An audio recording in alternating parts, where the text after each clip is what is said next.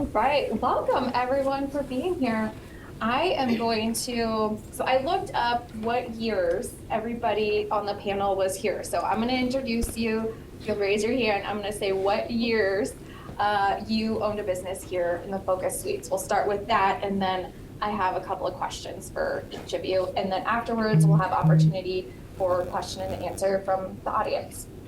So first, we're going to start with Piyush with NACS. So it started as Nebraska Air Quality Specialties. Correct. Now, are we just going by NACS? We're going by this NACS. NACS, okay. Environmental Experts tagline. Okay. And Piyush moved in November of 2007. We opened the suites, or the incubator as it was called at that time, in February of 2007. So he was one of our earliest members, and he was here until August of 2012. We have Steve Has he Molly. still been here the longest of anybody? No, No, I think that no, goes to that's- Marianne. That's Marianne. Steve of Molly Marketing. Steve moved in March of 2009 and was here until December of 2011. His feet prints are still on the wall somewhere. Colleen, over here. Colleen is with Balanced Life and Wilshire Business Suites. She moved in May of 2009 and was here until April of 2013. Mary Ann with Bridge to Better Living. I'm blocking her here. Mary Ann moved in June of 2014 and was here until December of 2019. Amy, Flickr Promotions. She was here March of 2017 until April 2020, right smack dab when we closed for COVID. Daniel, Stratum Productions. He was here June of 2017 until August of 2018. Probably the shortest on the panel because he grew out, he Just grew too. just grew too quickly for our space. Dr. Bunny, Total Body Synergy. She moved in November of 17 and was with us until March of 2021. Stacy with Nebraska Bison was here January 2018 until December of 2021. And Erica, our most recent graduate on the panel with AIM Nutrition, was here December of 2018 through July of 2022. So I have asked each of our panelists we'll start with Marianne, and we'll just go down the line, to introduce themselves, tell us a little bit about their business, tell us what you were doing with your business before moving into the suites, a memory you had while you were here, and then what you're doing now. Okay. We'll just go on down the line. So I'm Marianne Stallings, and I'm the owner and founder of Bridge to Better Living, and I founded it back in 2010.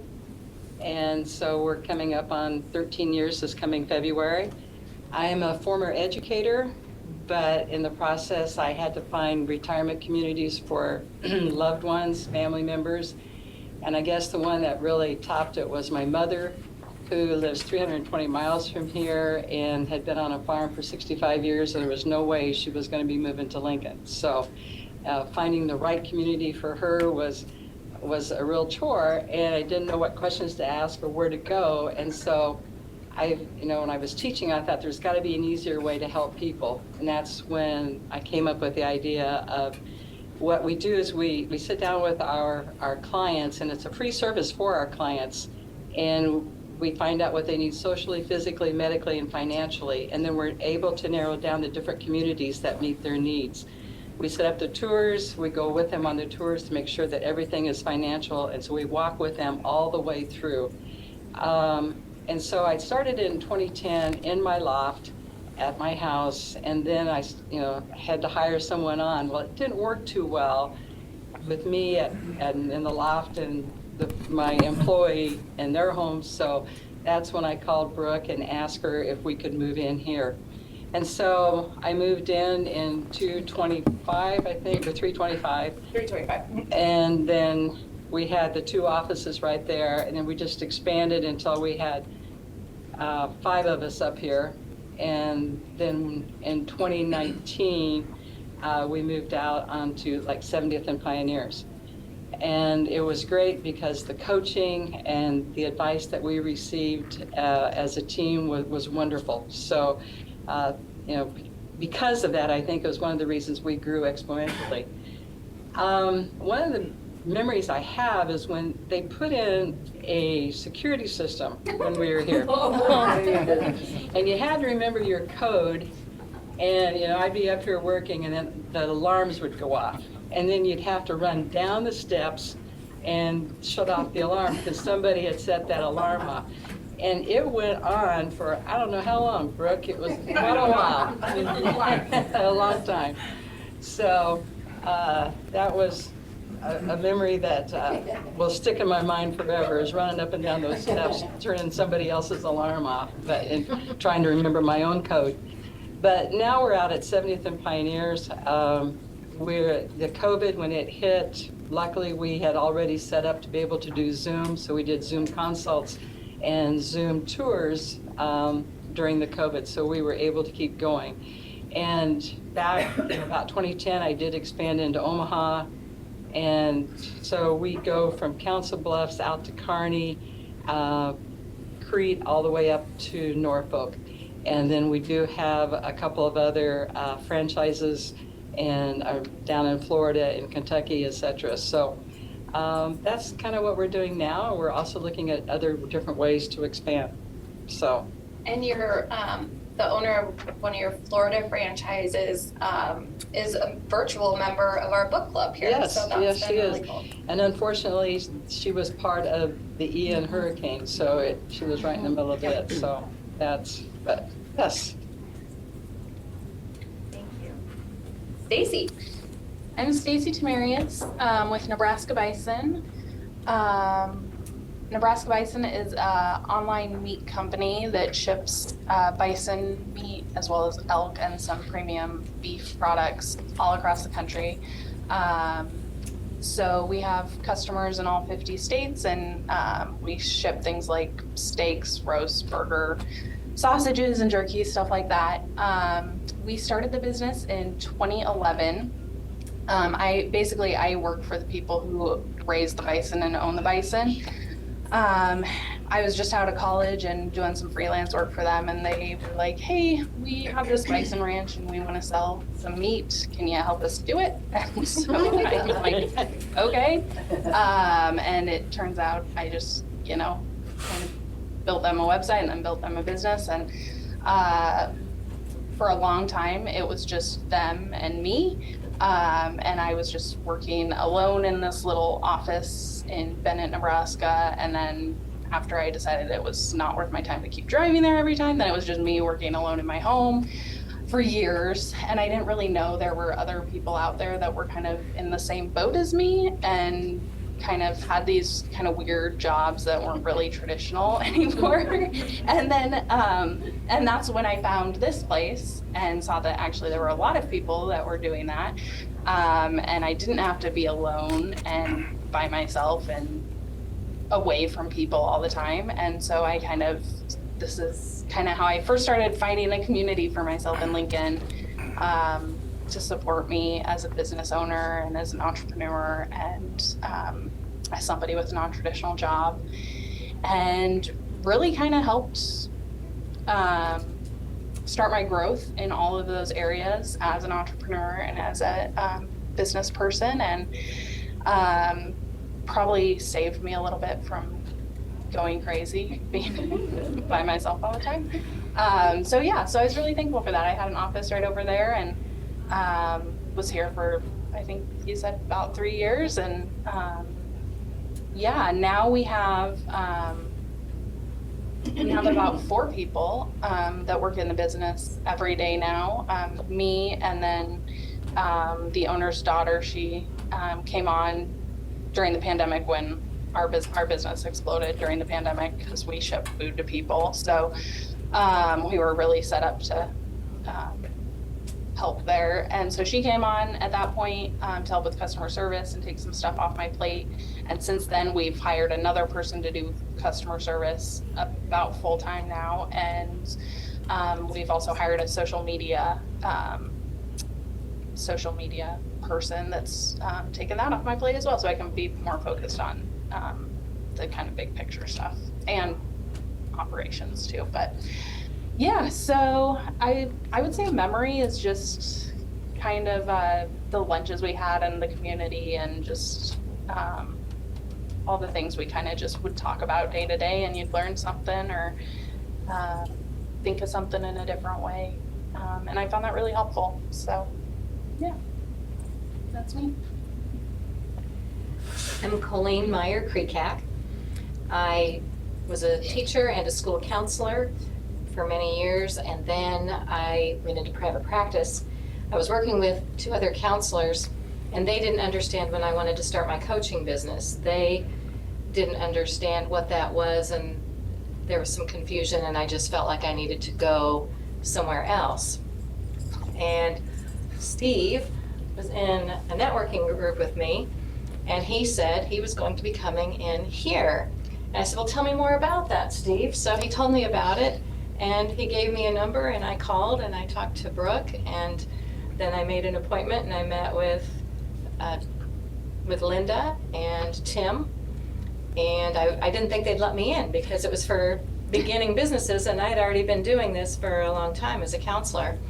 And so they let me in. I think it was in large part due to Linda, wherever she is. She couldn't be here today. So, and Tim already left today. But it was nice Oh, to. Linda's here on. Nice. Is she? I'm here virtually. Hi, Linda. Oh. And so it was a new experience for me to come in and to be in an office all by myself. I had worked with doctors, I had worked with other counselors, and so here I had an office all by myself, 327 where Kat is now. And it was so cold. This is one of my memories. It was so cold. The joke was that you could, bring your meat and hang it up in there. And then across from me. Worked out well for Stacy. And across from me was Changing Spaces.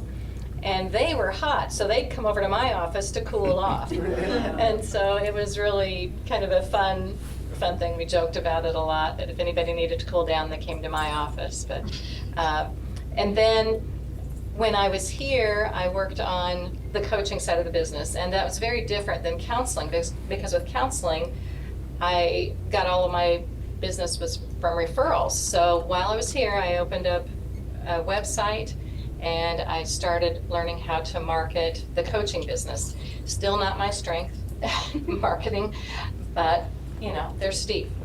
But I teach classes now.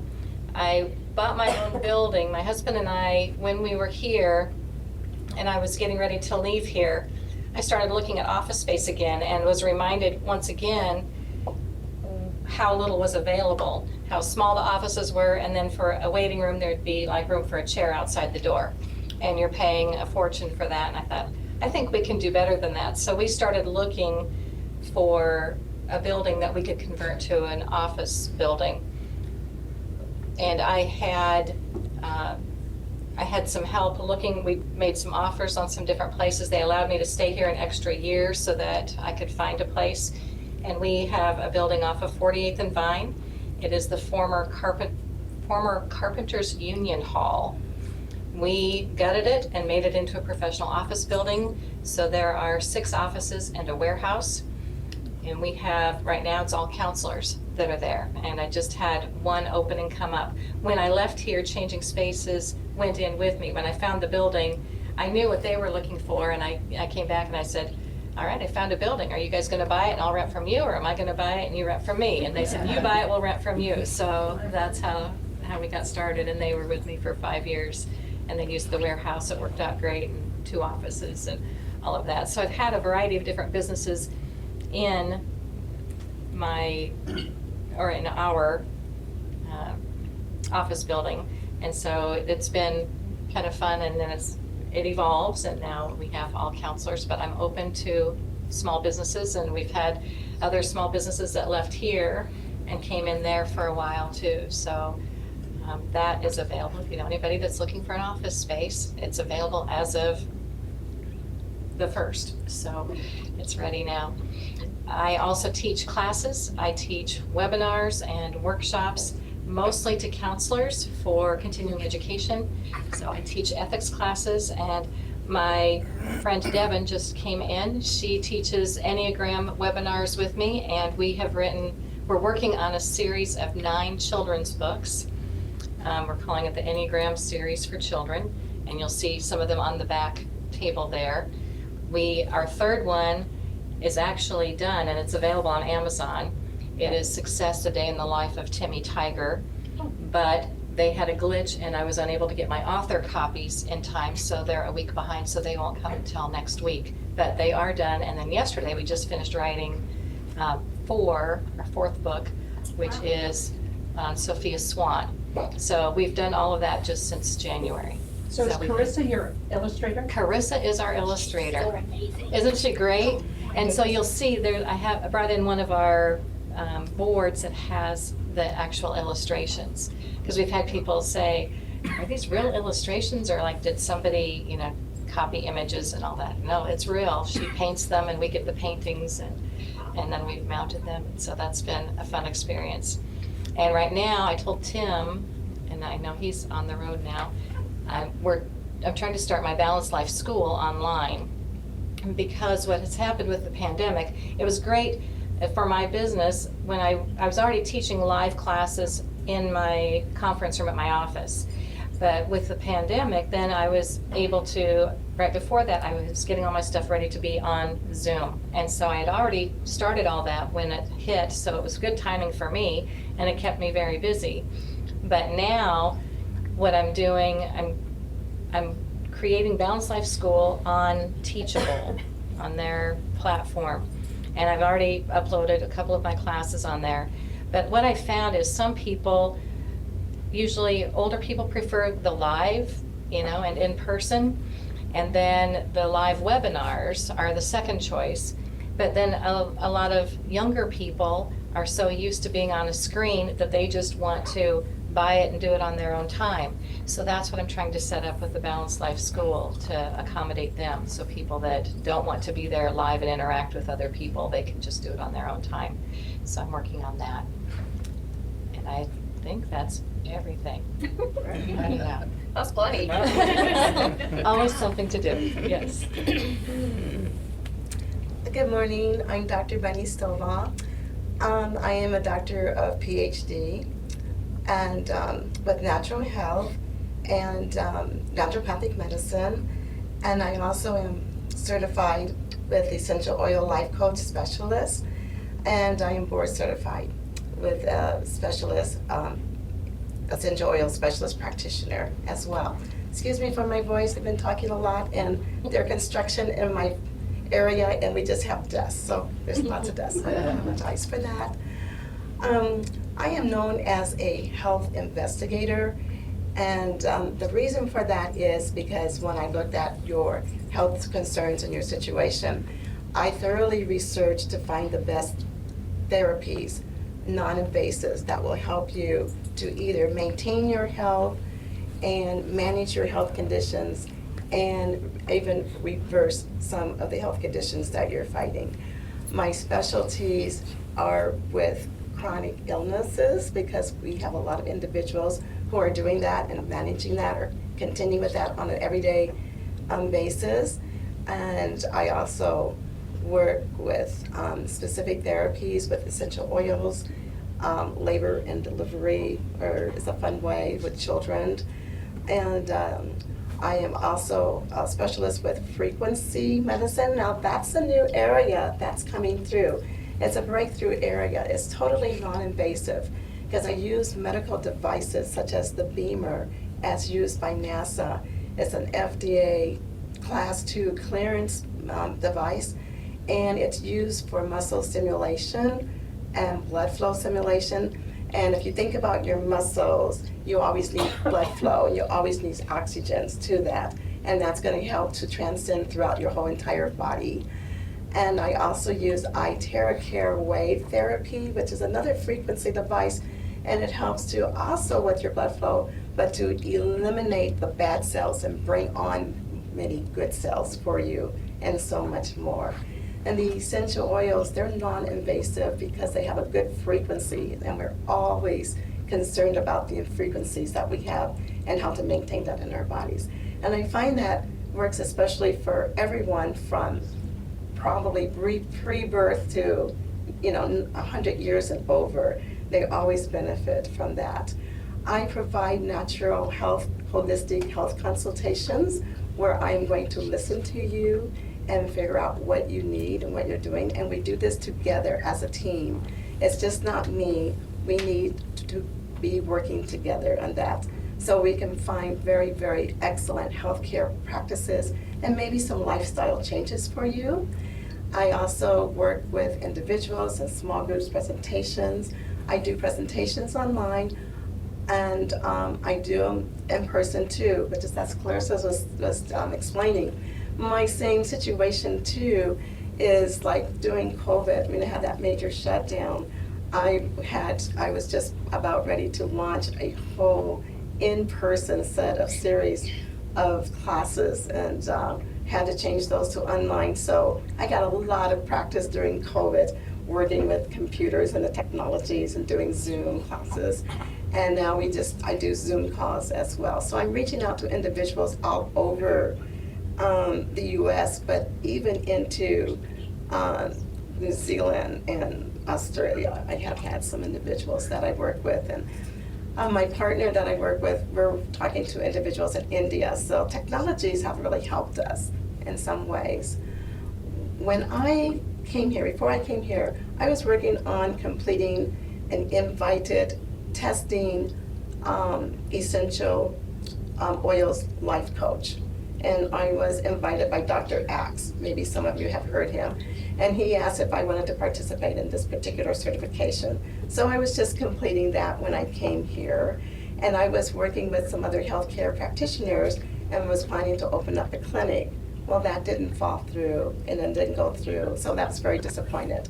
I had a friend, his name is James Terry. He was also an alumni here, and he told me about the Focus Suites. And he knew I was really down. I just was trying to find a way what I'm going to do. So he introduced me to Kat and told me about the Focus Suite. So I had a lengthy conversation with Kat, just trying to figure out if this is going to be a place and if I can do this. And so I decided, yeah, and so happy that I did.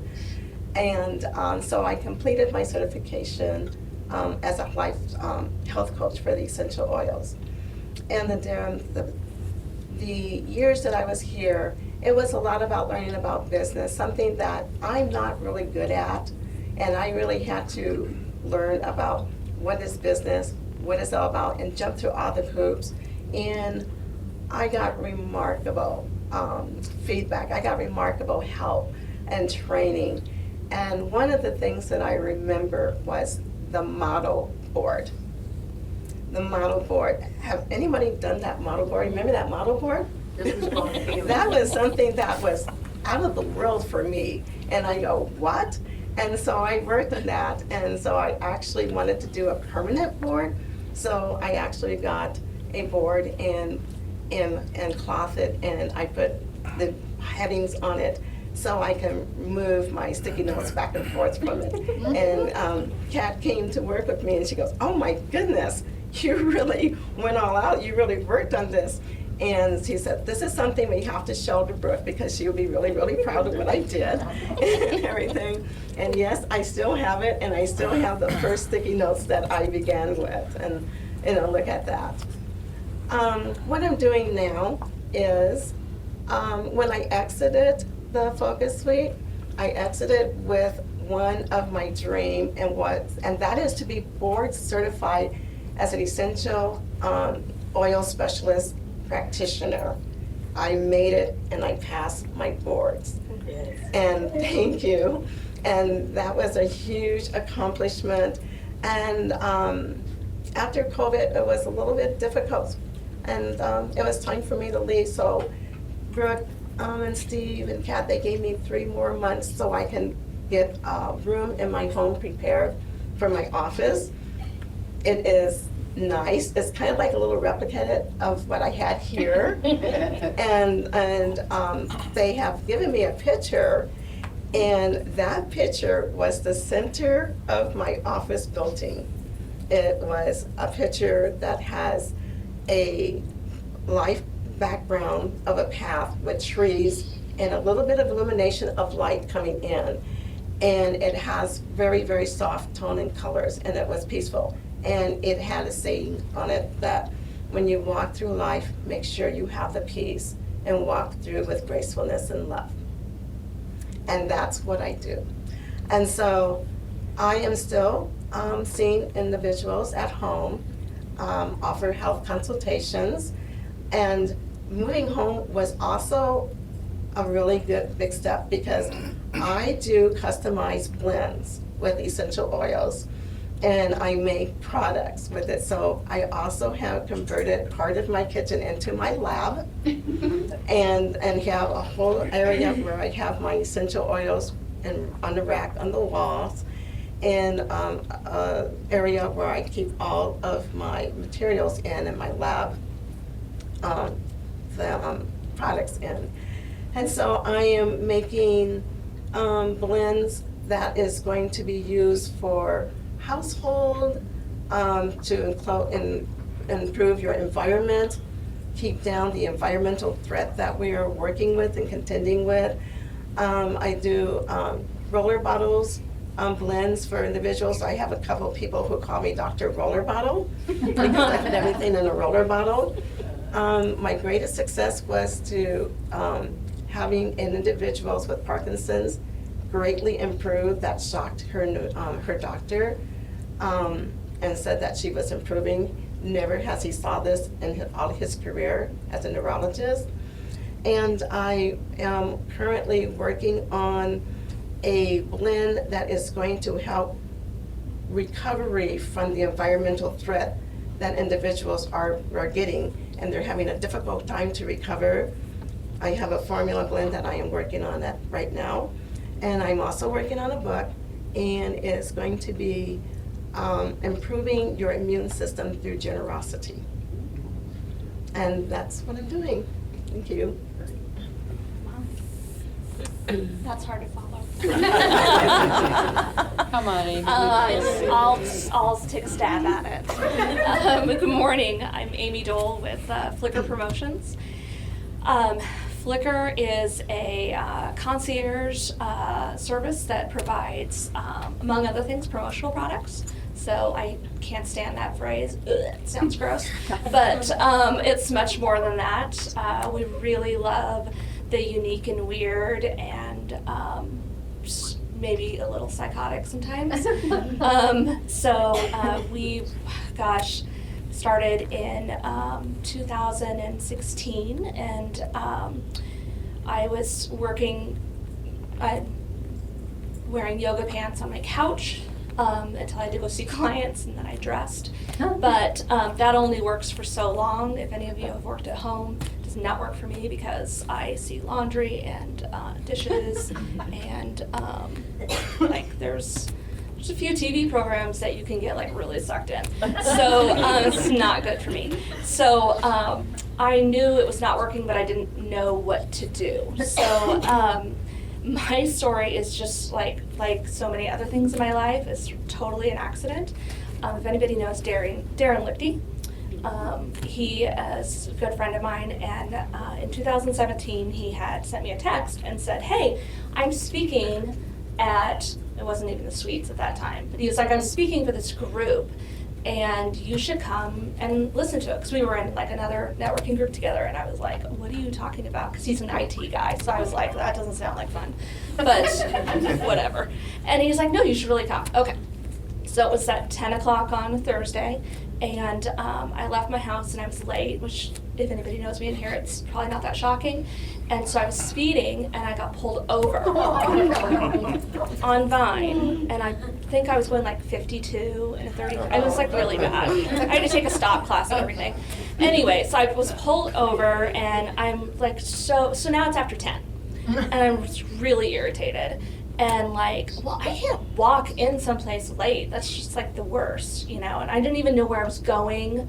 And I just thought, you know what? I'm just gonna go. Like, we'll just see it. And if it's like horrible, I'll walk out. Well, little did I know that that decision would really change my entire life. So I came, finally found my way up here. Thank God you guys have signage now. At that time you did not. So it was really bad. And I came around the corner. Of course, it already started. And I took a seat and listened to Darren and met a couple people.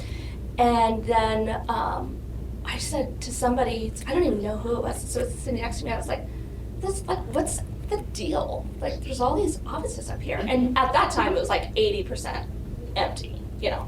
And I was like, what is going on? They go, oh yeah, you can rent offices. And I was like, I'm sorry, what?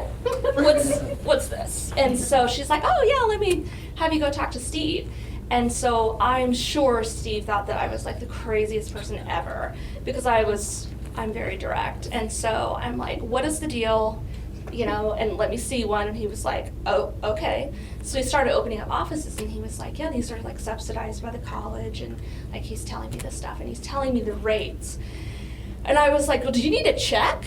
Like, what do you need from me? And he was like, well, you have to apply. And I was like, what do you need? Just tell me. And he was like, oh, okay, crazy lady. And he emailed me, and I think I had my application in like that day. You did. Yeah, I had like everything. And I want to make a decision, I just go for it.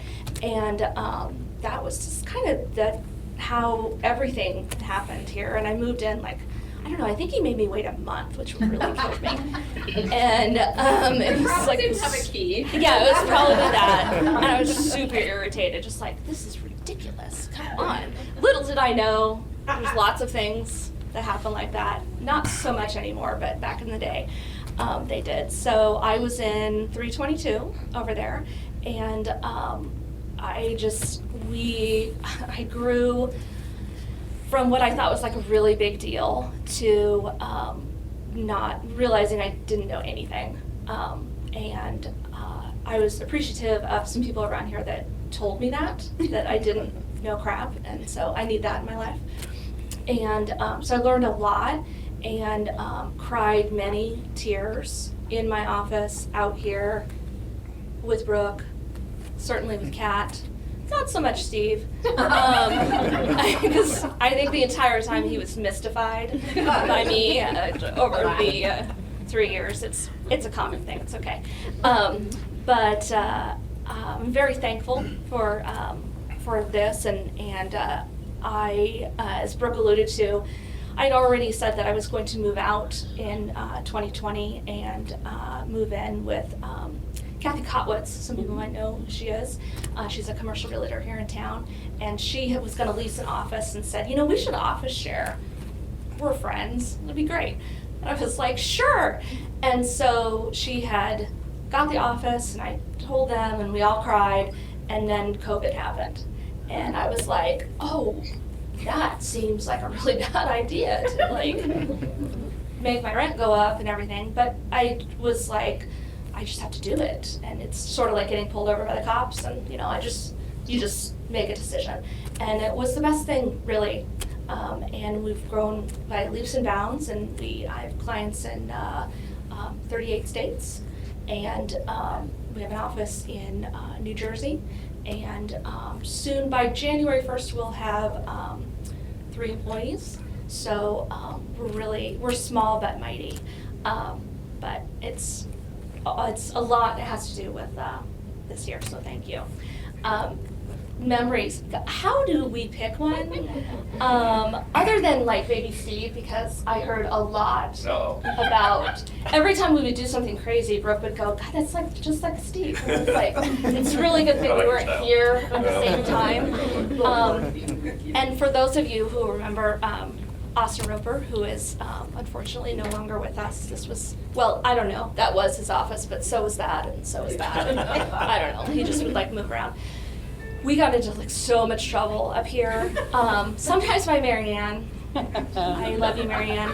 But if anybody remembers, I'm sure it's the same ones when you guys were here. Those ugly chairs that were here, like those gray chairs that were on wheels. They're featured in many of these Yes, photos. they're just disgusting. And so we would, when, you know, you just gotta like get stress out. And so Kat was up here one day with us. And so Austin came out and he was like, these are like on rollers. And it's, you know, all open. And it's just begging for this, right? And so then we had chair races through here, which was not quiet, and screaming, and he would like cut me off around the elevator, and then we would run into each other. And I just remember Marianne came out and she was like, what is going on the phone? And we were Trying just to like, be on the phone. yes, and- it was so bad. And we were like, we're really sorry that we're gonna probably do it again sometime when you're not here. We did a lot of stuff around here that I'm very sorry. I mean, I'm not really, but like, it was good. We laughed a lot and also cried because I'm a firm believer if something's wrong, there's like two ways. You can either just get really upset and cry, or you can just laugh or laugh through tears. So we did that a lot. So the craziness was really fun, and also just what I needed at the time. So thank you. Well, good morning. I am Piyush Srivastav. These chairs are nice. It's just so much better, right? Yes. It They is don't great. roll. I know. Yeah, it's the reason. It's Yeah. great to be here and to see you all and see some old friends. And I think you asked us to tell what were we doing before we came here. Well, before I came here, I was inside this egg. And, Brooke made that, I think. Oh my God. And then I incubated here for a while. Finally hatched. Yes. I didn't get an egg. I stopped doing that probably. Yeah, you don't do that anymore? Uh-oh. So what do I do? Like Brooke said, our business was called Nebraska Air Quality Specialties. We are an environmental consulting firm, and so we work with various manufacturing facilities, and we help them with staying in compliance with the environmental regulations. So although it started with air, we over the years we expanded into water and waste and so forth. But in the big picture, what do we do? So if somebody has to build a large manufacturing facility, they have to get a permit. And that permitting is an extremely complicated and lengthy process. You have to work with the state and negotiate various things with them. So we help them go through the permitting process. And then once a permit is issued, the permit will permit is like a little book which lays out all the regulations you have to comply with. And as you're operating your plants, you got to do all those things. So as part of what we do, we also help them with compliance assistance. So we'll for example, go to their facilities and conduct audits to see if they are doing everything that the rules require them to do. And since these rules are so complicated, there are always things that people are missing. They don't intend to, but just because they are so complicated. So we help them fix whatever holes they may have so that they can fix those things before the inspectors of the state or EPA comes and dings them on them and impose large fines. Fines can be extremely large. We're talking like $100,000 per violation per day. And you can imagine if somebody has been out of compliance for a few years, things can add up and it can shut down large businesses.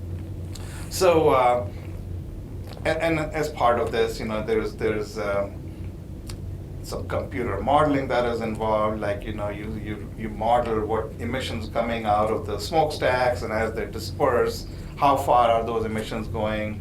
Is the concentration of those pollutants below the standards or not? So kind of in the big picture, this is what we do for air and water and other media.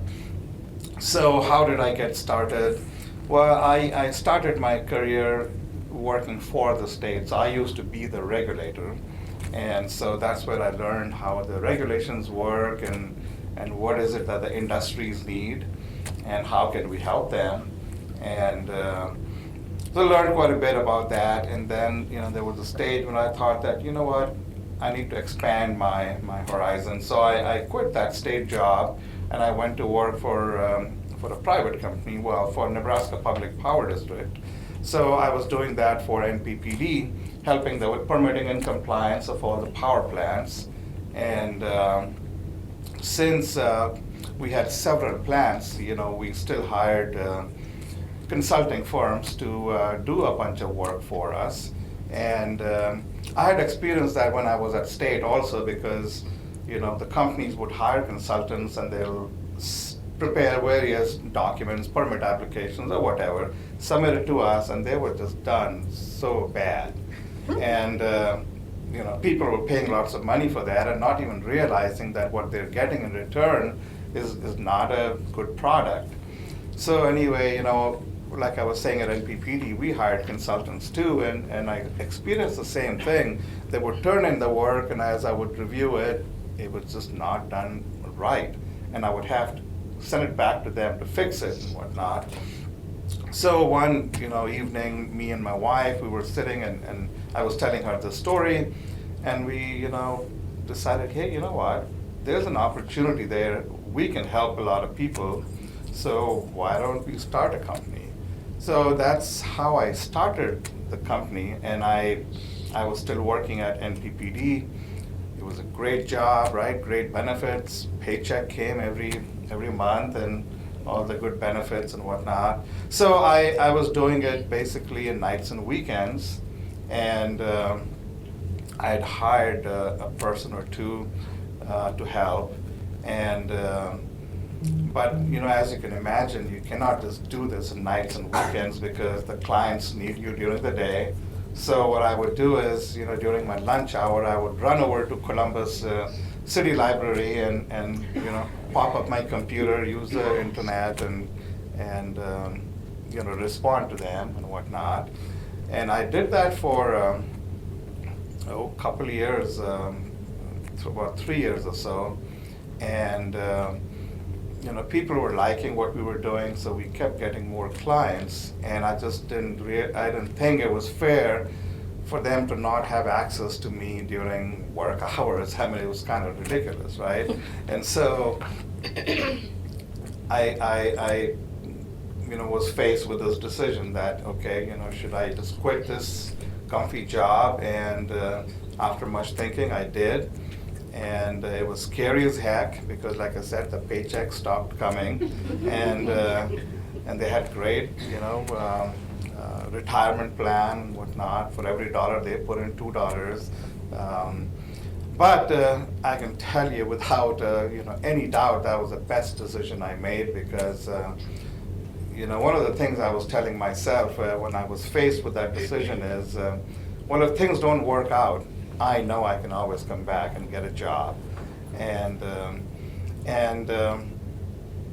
the other thing I thought is, what, I think there is some help needed, and right now I'm just helping this one company. Shouldn't I be helping so many other companies that need this help? And those were the two things that really, made me feel comfortable quitting. And I did, and so then when I quit, just like most people here, working out of my basement, and given the nature of our work, we got to have meetings, and so I would try to avoid having meetings, right? Or I would go to their office locations. But there have been times when somebody would say, hey, you know what? I'll be going to Lincoln, and we can meet, and sometimes it just gets stuck. So I've had people from large companies just come to my house, and we're having a meeting on our dining table, and it was just not very effective. And that's when I heard about this place. Jason Ball, who at the time used to work, I think he was with NBDC. NBDC, Yeah. yeah. So he told me about this place. Jason is back now. He's the president of the Lincoln Chamber of Commerce. And that's where I met Tim, and then came here, met with Brooke and Linda and all these people, and found this place. And it was so nice because now we could, truly have an address. That didn't seem like a home address. And we had a nice, big conference room table there where we could invite clients and spread out our large drawings. These are large engineering drawings, and have meetings. So it was just nice, and we expanded. We hired more people. So then we also got that room right in front, and another one here, and it was just godsend. I mean, it was just a great place to run our business, and Tim was great. I think we were supposed to give periodic reports, right? How are things going? And I could never get to them. And I said, Tim, things are going fine. And he was very understanding. He said, yeah, I know, it's all right. And while we were doing that, we knew that we couldn't be here forever, right? And ultimately we'll be kicked out. And so we did the same thing, like Colleen did, bought a building. And so we moved into an office there. Memories, unfortunately, most of those are not that I can talk about here. Same. A lot of them involve that guy in his Yeah. office over there. Yeah. They all Yeah. started over there. There is a thing. There is a Yeah. But no, I mean, we've had great experience here, and good times, sharing lunches and just chatting in the hallways and whatnot. What do we do now? Well, we're still doing the same thing. We do, so like I said, we had started as Nebraska Air Quality Specialties, right? Because we were just working for clients in Nebraska and only doing air quality, but people really liked what we were doing, and they would say, hey, you know what, we have a plant in Iowa, or we have a plant in Texas, and we would love for you to be able to help us there too. And so that's how we started growing, and the name didn't work very well, right? So that's when I met with a brand consulting company and told them our story, that, hey, what do you suggest? And they said, well, even though our name was, Nebraska Air Quality Specialties, people knew us as NAQS, N-A-Q-S. It stands for National Ambient Air Quality Standard. It's the name of the regulation that kind of forms the basis of the regulations. And they said, well, just drop the full name, call it NAQS, add a tagline, environmental experts, because now you do air, water, and waste. So that's what we did. And now we work in all over the country, and I've been so fortunate to be able to work with extremely smart people that are part of our team, and these are just top-notch people. These are people who ran the programs for the state. I was able to talk to them and bring them on board, and they are the reason why we have been successful. This is extremely smart people who have passion for what they're doing, and it just shows up in our work because of those extremely smart people. And the clients have been just amazing. We work for very large companies like ADM, Cargill, John Deere, Kawasaki, large power plants or ethanol plants. So very fortunate to be able to work and learn from all those smart people, and learn how various things are made, and be able to visit the plants.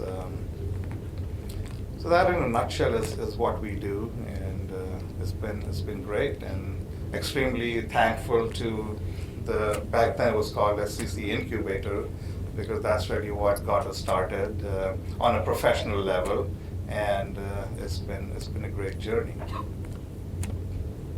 Yeah, over to you. it's my turn. Yeah, good luck, right? I need all that. I got a chair.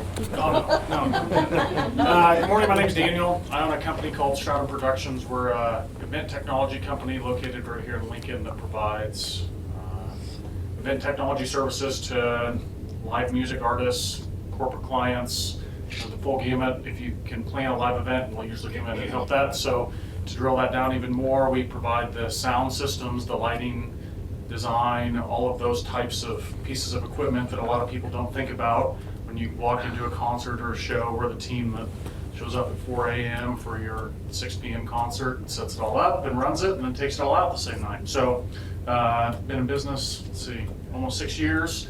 Have an office up in Omaha as well that we're expanded to earlier this year, and looking at a couple other cities across the U.S. Currently serve most of North America. We're working on trying to get into Canada, Puerto Rico, and Mexico with some of our corporate clients within the next year or so.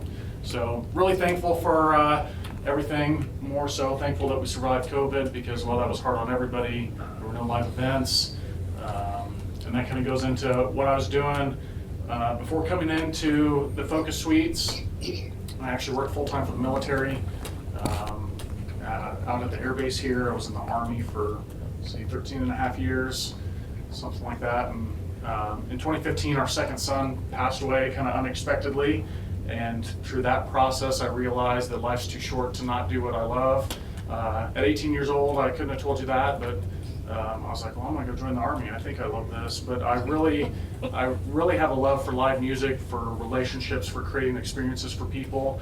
And through that process of our son passing away, I kind of felt robbed of one. So I was like, you know what? Now, more than ever, it's time to go be able to help create those experiences, do what I really love. So that was kind of the start for the company. I guess very humble start, because I don't even know if I had a desk. I think I bought 2 speakers, and they were living in my garage for a long time. And then we officially launched in May of, let's see, that would have been, I think 2016 is when we officially launched. And a month later, we welcomed our 3rd child, and I kind of realized in that process that I can't get any work done at home and there's a screaming baby after I work an 8-hour day. So I started looking for some other options for office space. And I've been fortunate enough, I think I met with somebody who was an SBA rep on the 5th floor in 2015. And he had mentioned that the Focus Suites existed at that point, and I must have tucked that away in the back of my brain, because when it came time to find an office, I just walked over here. I still don't know what I'm doing most days, but I especially didn't know what I was doing then. I walked in, I think I talked to Brooke first, and then was introduced to Steve and Kat, of course, and filled out the application. And I don't know what the number is, but it's a little office that was around the corner. And really, I would just come in here for a couple hours every night after working full-time and just trying to figure out what we were doing, who we needed to brand ourselves as, just kind of laying the groundwork for who we are today. As far as a memory goes, I think it's more overarching, but I can't think of a specific memory besides Amy and laughing over here in the corner office with the door closed, because I knew that there was probably trouble, so I had to go come check out what was going on there. I'm just incredibly thankful for the relationships I've built here. We were talking before we got started. I did a very poor open house, at least in my mind, at Destinations Coffee House, right as a brand new company, and almost everybody that I knew from the Focus Suite showed up to that. And I think I had like 2 other people that showed up. So if nobody from here would have showed up, I don't know if we'd still be in company today. I would have been like, yeah, that's it. We need to throw this in the trash and start something new. So just thankful for those relationships. Still to this day, if I have an opportunity, I swing in and say hi. It's cool to see the growth that the Focus Suites have had, the impact that they've had. As far as what we're doing now, man, we're just hosting awesome events. Like I said, kind of service all of North America, California to Florida. In fact, I've got somebody on our team on a plane right now to go to Florida for a site visit for a big convention we're doing now there this spring. So just having a good time, loving how people create events that are changing other people's lives. So that's that. Cool. Thank you for your service. Yeah. Veterans Day is coming up next week, isn't it? Well, I go ahead in the hole. Steve Molly Marketing is, I started the company almost 19 years ago. It'll be 19 years in January, which is weird to think about. But my degree was in marketing, so I always wanted to get into marketing. I remember in 8th grade, I fell in love with marketing. And like, hey, this is what I want to do, so I went to college for it. My work experience was in marketing for a software company. And he's like, hey, we're looking at expanding into South Dakota. It's like, you're a marketing student. They put together a marketing plan. You think how dumb and naive I was at the time? I'm like, okay. And it was cool because I helped them expand. They used that plan for quite a while. But when I graduated, I had some job opportunities, but it was very like cubicle based. I never wanted to be in a cube, if you will. I was doing some video production stuff on the side at the time. And as a friend's like, just go and do the video production stuff, like do your own thing. And I come from a family of entrepreneurs. Out of the 10 people, mom, dad, aunts, uncles, grandpa, grandma, 8 of the 10 are entrepreneurs. So I had an aunt that was a stay-at-home mom, and my mom worked for the government, which is obviously as far away from entrepreneurs as you can get, but it was great stability overall. So yeah, I'll give it a shot. And so my mindset was the most money I ever made in college was $12,000. My monthly expenses was like, I think, $1,200 at the time, which I missed those days a ton. And so I remember the very first year I grossed $15,000 in revenue. Like, I don't know what the hell gross revenue was. IRS knew that too, because we literally got audited for the very first year, which was awesome. We had to be fine, but it was good.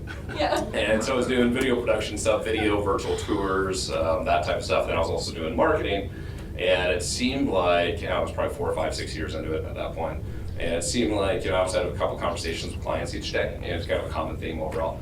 But the most, I don't know, in-depth conversation I'd have was with my 6 or 7-year-old at that time. And I realized I needed to kind of get out and kind of get more space. And so I knew somebody that was here and met up with Tim, who was the director at the time, and started chatting with him about it, what I was looking for. And I think it was, if I remember, it was like $85 a month. Yeah. And like, I don't know. I don't know if I can say that. And Tim's like, hey, let's, sign you up, give it a shot. So I moved in. I remember even talking to Brooke and Kat at times, like, hey, I don't rent, I was due 10 days ago. Like, I'm good for it. I'll get it for you.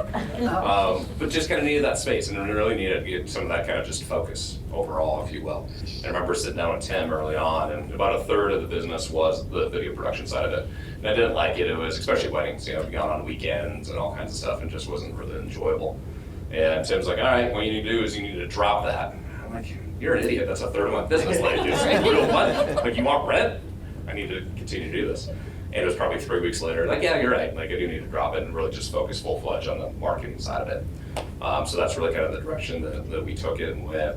And the thing that I loved about this place, I remember we do meetings, when I was every Thursday, kind of the conference room, that kind of all get together, just kind of a powwow, if you will, and just talk about stuff that's happening. Poking my head in Pugh's office, like, hey, I'm facing this, what do you think?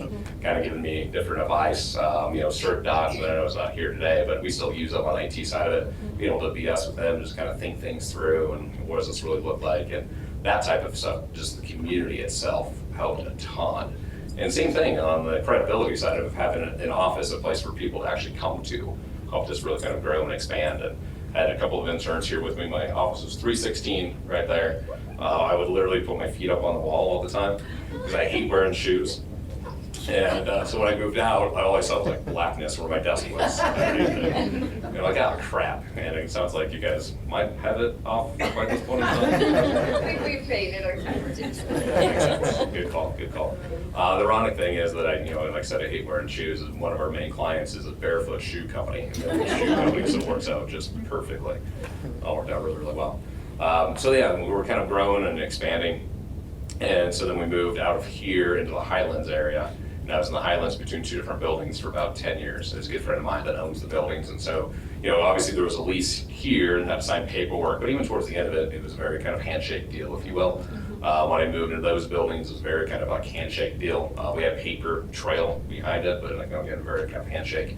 But the more that we kind of grew and expanded is that we knew we needed to kind of get some more space. And so just in May of this year, we moved downtown at the Haymarket. It used to be a Husker memorabilia shop. So if you guys know where Tipsy Tina's is at, like 8th and Q, we're 2 bays up from 8th and Q. So it's a great spot for just, honestly, just networking, running into people randomly, grabbing coffees, lunches, happy hours, whatever it may be. People calling me like, hey, because we have a big patio. Can we just hang out on the patio and shoot the crap and kind of catch up? We've got 2 clients, from it, mainly because it's people I've known for a while, but just kind of walking around downtown, like perfect timing and everything. So that's been really good expansion for us overall. With that being said, we do host First Fridays. Tomorrow is the first Friday, so we're having Corey Moore, a photographer, come in and show off his workspace or his work in our space. We will do a tailgating party for Minnesota starting at 9 on Saturday, and a tailgating watch party, and then we'll do a big one for Wisconsin as well. If anybody wants to swing by and check that out, more than welcome to. So kind of what we're doing here today, we got about 3 different legs of our business. We thought we were really recession proof until COVID hit, I'll tell you why. So part of it is tourism and economic development, so it's trying to get people to visit a community and spend the night or literally set up shop. So tourism-wise, we do things all across the U.S. at this point, but especially Nebraska, from Chadron to Nebraska City, Valentine to like Hastings, kind of everything between, new kind of projects for the state of Nebraska on that side of it. On the economic development, it's rebranding communities. So we've been doing work with Burwell and Lexington, and I'm from Fremont, and so we had a branding project with Fremont, which was one of the most interesting projects I've ever worked on. That's a whole other story for another day. And so that's a third of it, and another third is a small business, kind of a catch-all. A lot of service-based businesses where they do the majority of their work within, a 5-mile, 10-mile, 20-mile radius of wherever they're located. And the other third is we work with people, this is largely on Facebook, Instagram, and Google side of things. People that have been on Shark Tank in the past. I think that's where we got Zero Shoes, that's the barefoot shoes I was talking about. They are on Shark Tank. We've had 5 clients now that have been on Shark Tank, which is always kind of interesting, especially hearing the stories behind the scenes, what that looks like. Help people hit the New York Times bestsellers list, or help them monetize once they do hit the list. Going into that side of the business, I was naive. I'm like, yeah, you write a good book, hit the New York Times bestsellers, that's all you gotta do. Didn't realize most, like even big brands that you guys would now have to spend almost 6 figures to hit the list. So it's really interesting how that works. And then the other third is kind of the health space. So health and wellness, Dr. Axe actually was one of our clients for a while. And those are people that are, kind of quasi-celebrities in their own space, if you will. Some of them are spending anywhere between $30,000 to $200,000 a month on just online ads. And so we'll help manage a lot of that. So it's been a lot of interesting conversations on that front. Like I said, I thought we were leveraged well for recession, COVID hits. So you have tourism and economic development that shuts down right away, small business that shuts down right away. And so that was an interesting experience for sure. But luckily within probably a month or two, we got PPP money, which helped kind of carry us for a little bit. Within a few months, a lot of the clients realized, like, hey, we can either put our head in the sand or we got to figure something out. So let's figure something out. And even on the tourism side of it, he's like, we can't do anything in 2020, but we know we need assets for 21, so let's capture a bunch of those assets now. So that really kind of helped carry us through. But that's kind of where we stand today. Cool. Apparently I'm the only nerd who printed the questions. But I guess that's my personality. Yeah. So what I was doing when I started here, I was actually working at St. Elizabeth, kind of right across the street as a dietitian. And I realized that I wasn't making the impact that I wanted to make because when people are in the hospital, they don't feel very good. There's beeping, there's people coming in and out of the room. I've talked to several people who are sitting on the toilet. Not a good space for education, and that's really where my passion is. Had no idea what I was doing. I'd never dreamed of starting a business in my whole life, and I mean that's not anything that we get in school to become a dietitian. So I actually found out about the Focus Suites through the SCORE program. I got hooked up with somebody there, and he said, "Oh, you need an office," and I actually rented the $5 an hour office to meet people for a while I was still working at the hospital. I'd come over, meet them on my lunch break or after work.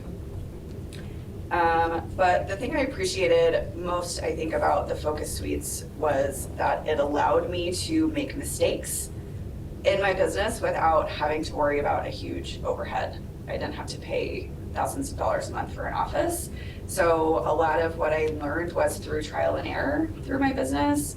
And I think one of the biggest things that you guys taught me that always sticks in the back of my head is that you need to spend time working on your business and not in your business. And that, I just read that's on a repeat all the time. And I hear your guys' voices saying it constantly. And it's so true. So now I'm celebrating 4 years in business this month. I have an office in Lincoln and then one in Omaha as well. And I hired Katie. She is my first and best and only employee. She's been with me since August 1st. And we specialize in digestive issues. It's kind of one thing that we do. So in some circles, they call me the poop lady because I talk about poop a lot. So, you know, if it's too much or not enough, or, you know, does it smell right, whatever it is, we can help with that.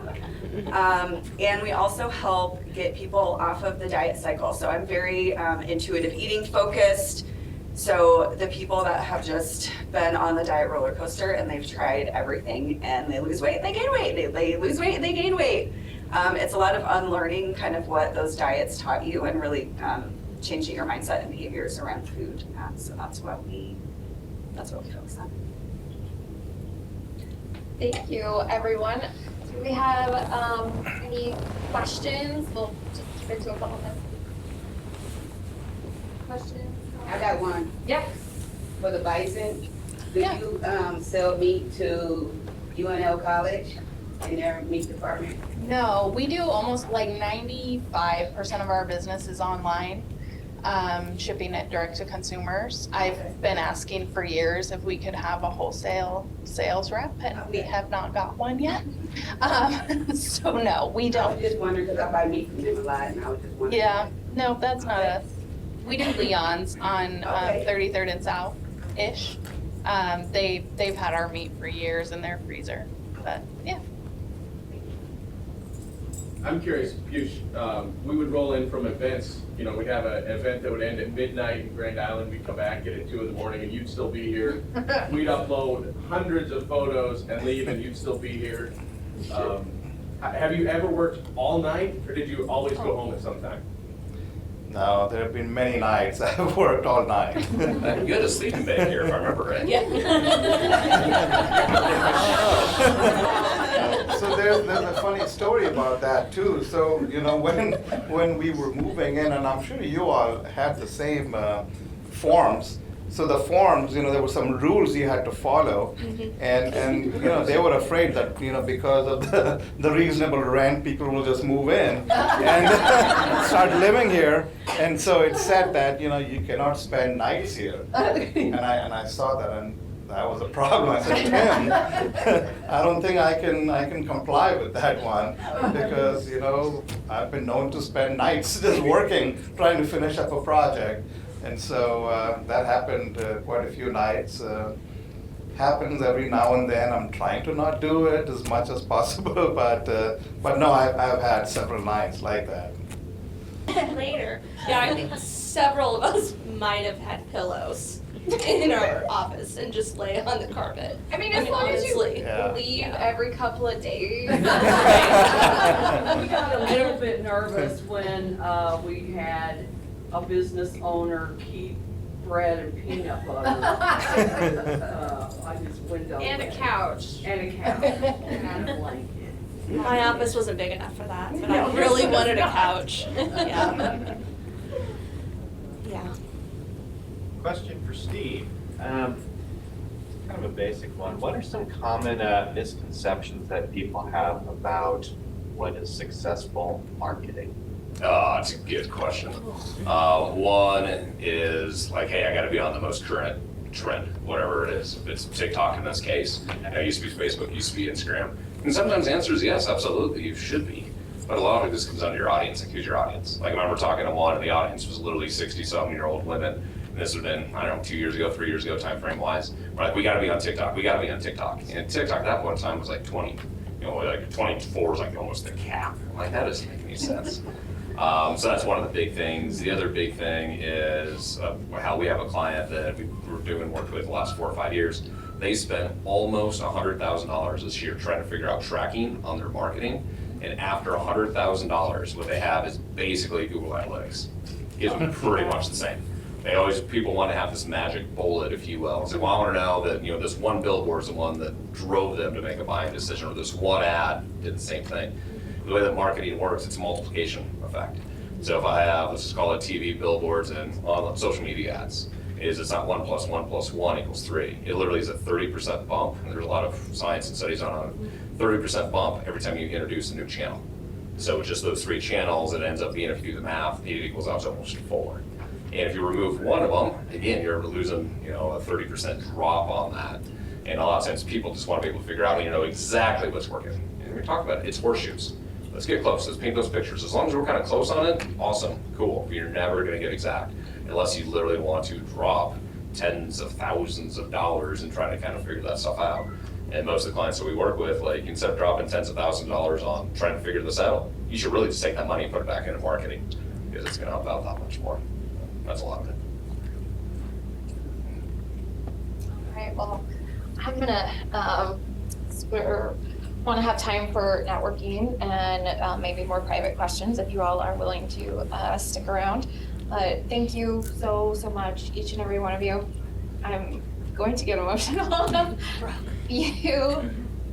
I have the best job in the world, Kat, Amy, and I do, because we get to meet and you guys and see your success. So thank you. Thank you for sharing. Thank you for starting here with us, because you have many options. And so thank you. And thank you everybody for being here. We have lots of coffee left. We've got cinnamon rolls from Rabbit Hole Bakery. Next week we will have a panel again. It will be of current Focus Suites businesses, so they'll be able to share their stories of what it's like right now owning a business in the suites. And then the following week we have our original team members that started it all. So we invite you all back for those, and thank you again, and we'll see you next week.